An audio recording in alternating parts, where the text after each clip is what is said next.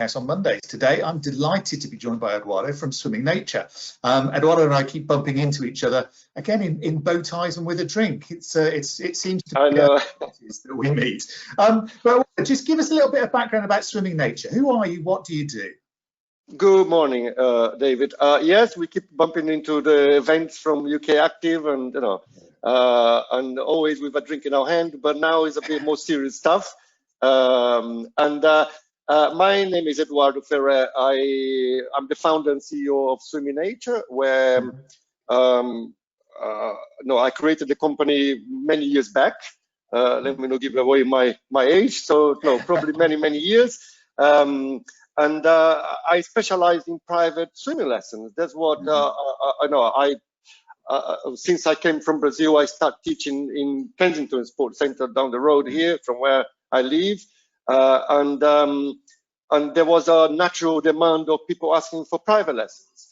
So then, because of the time restraint of teaching, they're only 30 minutes a week, which was very different from Brazil. So I had to adapt the teaching and start creating a different methodology to show progress to customers. And it became really popular. I didn't even know what I was doing, but it became really popular. And anyway, then nowadays we have an organization with 150 employees, teachers, 135 head office staff, and we teach roughly between 4,500 and 5,000 students a week on the private lesson basis. Yeah, that's excellent. That's really interesting. So from a point of view of lockdown then, I think I both felt that actually lockdown wouldn't last very long, because I know I decided I was going to put ActiveNet on in July, and obviously I've had to postpone that. How did you approach lockdown, and what were your plans?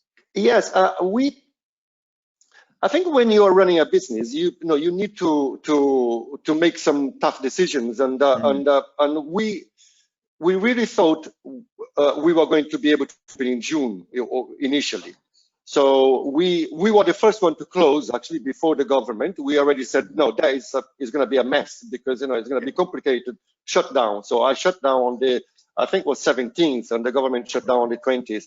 And then we communicate to customers about what would happen with their credits, with their lessons paid. And we said we will be using in the summer term, which we shift the summer term into a month forward to start in June.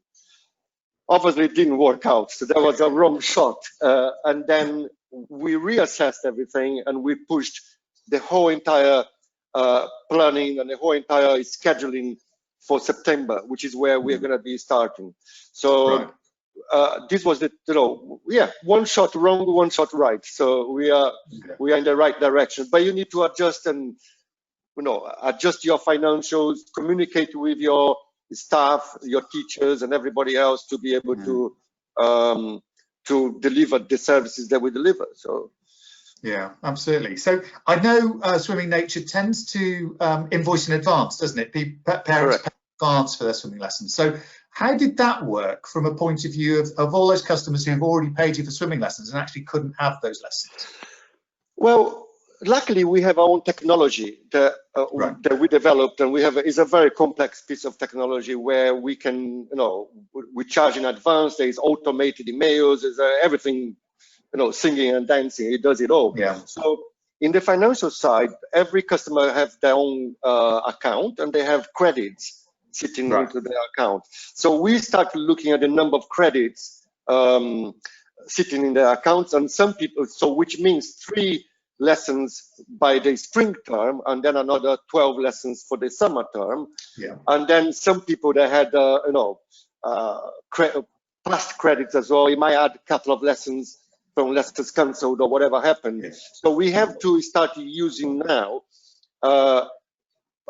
making sure people use those credits accordingly. So they've got the option to use the credits into the autumn term, so meaning pushing the whole 15 weeks or 16 lessons using in the autumn term, which is a long term, or we created a package to spread the credits into 2 terms, into autumn and spring, which is a way of working with us, to collaborate with us, in the business, as everybody is aware about the tough times that every business is facing. Sure.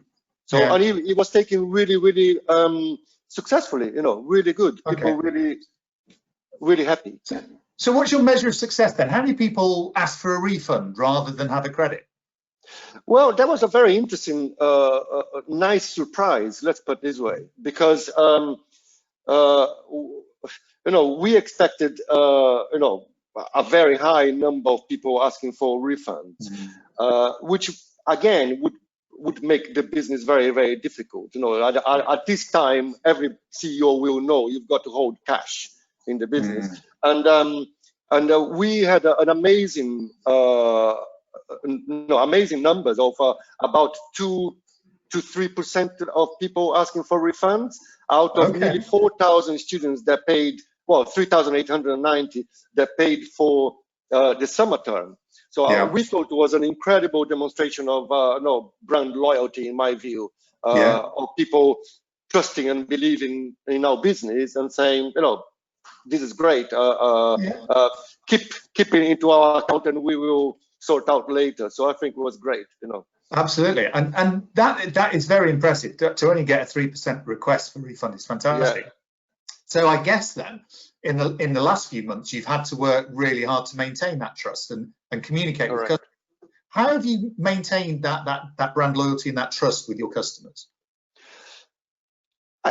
I think there are 2 elements here that I learned a lot, on this whole scenario. Number one is, I think is the transparency. Is saying, because of what the lockdown brought, I believe, was, every business, is in the same situation. Actually, you don't have the embarrassment of holding or even asking the customers, collaborate with us here. Spread the credits into 2 terms. And let's work together. They're all business people. All our customer base, and so that transparency was, was very. It needs to be genuine. Needs to be, reasonable. And if people don't want to collaborate, they can use all their credits for the future terms. Perfectly fine. The second thing that I think brings their loyalty is exactly what we do, which is private lessons. When you talk about private lessons, there is a bond. There is a strong rapport of the teachers and the customer.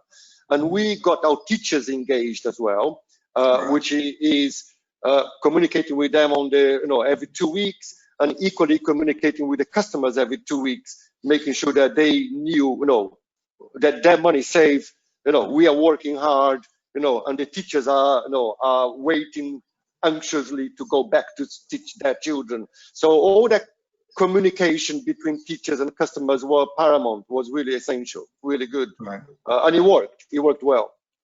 I have one call with my teachers after this call, so Well, I'll make sure I stop you when we get to 15 minutes. Then don't worry. No, it's fine. Talk to me about some good practice. Then talk to me about things that you might have put in place, trial, those types of things to make this work when you do reopen. So sorry, David. I got interrupted. Can you repeat the question again? Sorry. Yeah. So, what sort of things have you been doing to get ready to reopen? Because you've said you're going to open in September. So, what things are you putting in place to make sure that you can reopen in September? Well, we 2-3 weeks. Well, beginning of July, we already started.